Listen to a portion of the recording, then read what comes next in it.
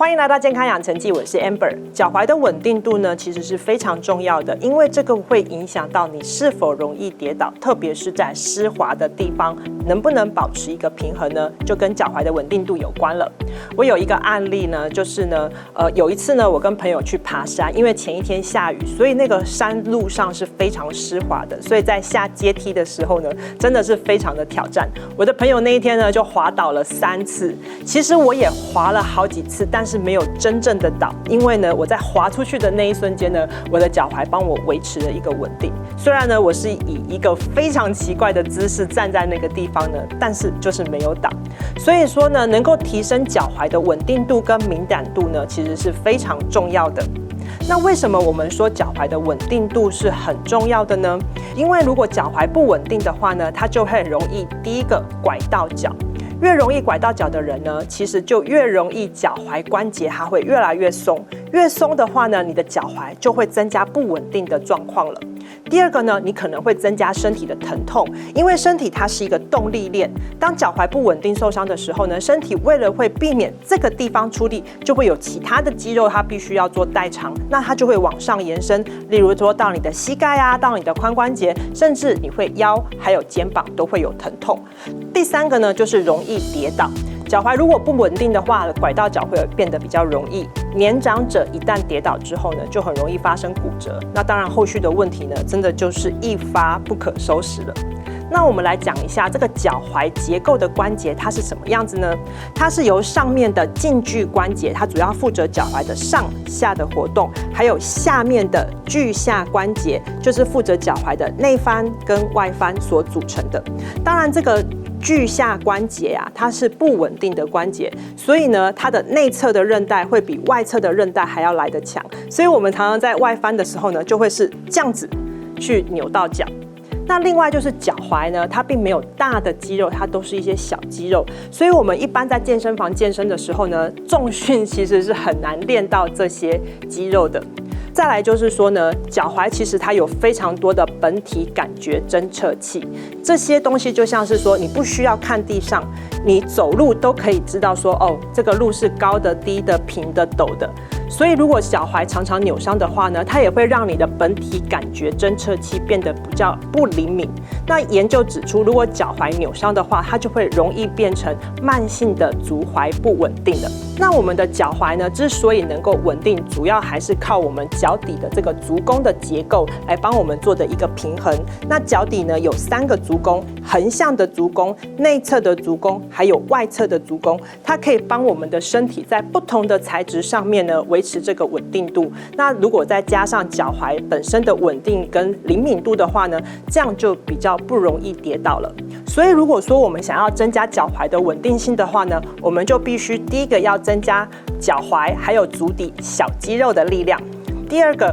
我们必须要提升脚踝本身感觉的那个敏感度。第三个呢，我们要强化跟足底有关的这个小腿肌肉。所以如果你想要测试自己的平衡系统是否没有问题，有一个很好的方法，就是单脚站立在不硬的地面上面，看看自己是否能够支撑10秒钟。那接下来呢，我就来教大家如何强化我们脚踝的稳定度。第一个要教大家的是勾脚练习。勾脚练习非常的简单，就是把你的脚伸出去了以后呢，将脚底板往身体的方向勾。这个勾脚练习呢，我们可以上来的时候快，下去的时候慢，上来的时候快，下去的时候慢。这个呢，其实就是在练我们后面足跟的这个阿基里斯腱。那其实这个勾脚练习呢，它不是只是在练我们的脚腱而已哦。其实我们之前在退化性膝关节炎里面，我们也有提到，就是说，当膝盖不好的人呢，做这个动作呢，其实也是非常好的。原因是呢，当你勾脚的时候呢，其实你的小腿的肌肉跟你大腿的肌肉都是需要用力的。然后我们刚刚其实也有提到了，这个足踝的关节呢，它其实跟小腿的肌肉有没有力量，其实是非常有关系的。所以我们做这个勾脚练习呢，它除了能够训练到这个韧带之外呢，肌腱啊、韧带之外，它也可以练到我们大小腿的这个肌肉。所以第一招就是单脚勾。那建议大家就是每天至少可以做个10下，然后呢，1天做3次，练习你的勾脚能力。好，第2招呢，要教大家做的是弹力带来练习我们脚踝的力量。那我们可以准备一个弹力带，然后呢，它就是拉在你的脚踝的地方，然后做往下。等于是帮小踝做一个小小的重训。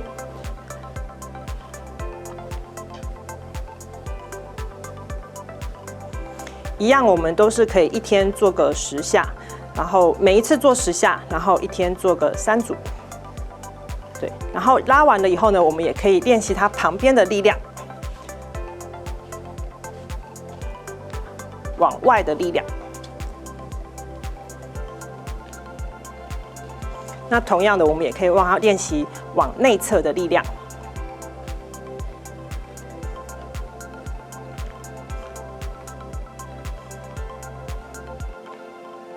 第3个要教大家的是单脚站立